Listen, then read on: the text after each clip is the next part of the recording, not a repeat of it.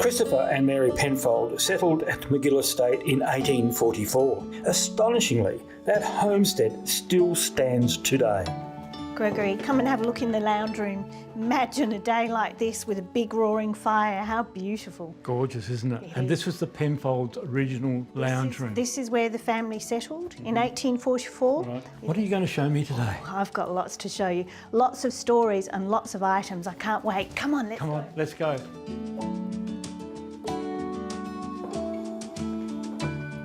The vines look absolutely stunning at the moment, don't they? There was apparently a huge lemon tree over here. Was it? That we're hoping that we can replant, bring this garden back to the way it would have looked in its day.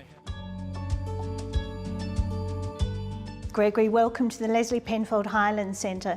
This is where the family used to entertain their guests in the late 1800s, a tradition we still carry on today. So this is where our VIPs meet. Oh, Gregory, this beautiful item, a photograph of Christopher Penfolds from 1834, just before he left to come to Australia. One that we still use today, but this is the original.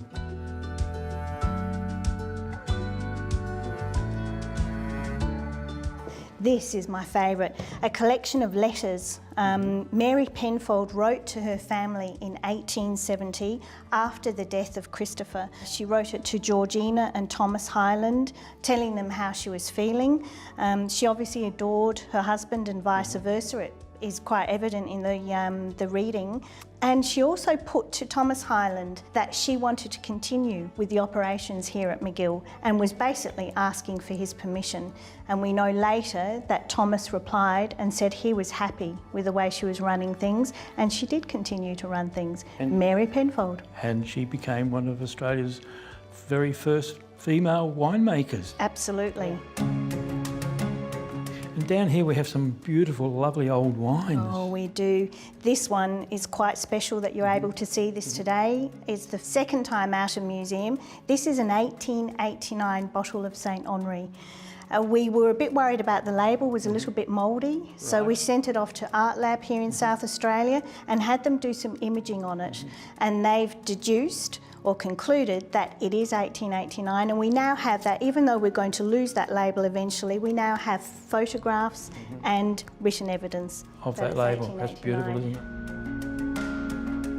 This is my favourite. This is a 1901 half bottle of St Henri that was donated to us by a lovely gentleman in Tasmania. The story is absolutely fabulous. His mother had used it as a doorstop all of his life. Isn't that incredible? So we should all be using our best crockery, our best cutlery and our best clothes every day, because that is in absolutely perfect condition.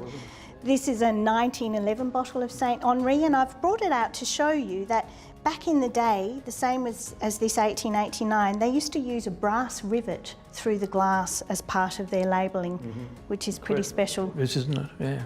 And then these two here. Yeah. This is where it all comes together. This is a 1912 Minchinbury champagne, which we now have to call sparkling. And a few years ago, Penfolds did a collaboration with Tierno, and this is a 2012 champagne. So when you look at this, 100 years between them. Now, Jane, we've got all these beautiful silver trophies that the winery has been awarded over the years. Is there any very special ones here you can tell us about? I chose one in particular that is very special. This one over here, Gregory, is a trophy awarded to Mary Penfolds & Co.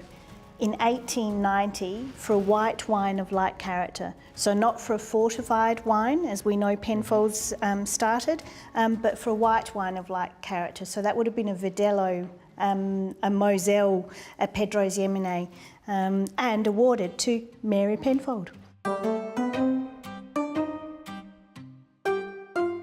Now, Jane, what can you tell me about this curious item? I know it's a telescope, but it is. Gee, it's incredible, isn't it? It is. Well, and what's this on here? HMS Bark Endeavour, June 1764 to 1774. We've found Gregory, something. That is amazing. I'm going to have to do a bit of research on that. You certainly are. Wow. Look at this up here. The Endeavour. Yes. Now, what can you tell me this was used for? That's answered a lot of questions. This, we believed, was one of Mary's most special possessions. Right. And the legend has it that she'd be up on the cliffs at the back of us watching the workers through this telescope to make sure that they were working. So that has identified for sure. Hasn't it? That is bizarre. I will have to do some research. You've got some work to do now, haven't you? I really do. What a find, Thanks to Gregory. Antiques Down Under. What a find. That's brilliant. Yeah. Unbelievable.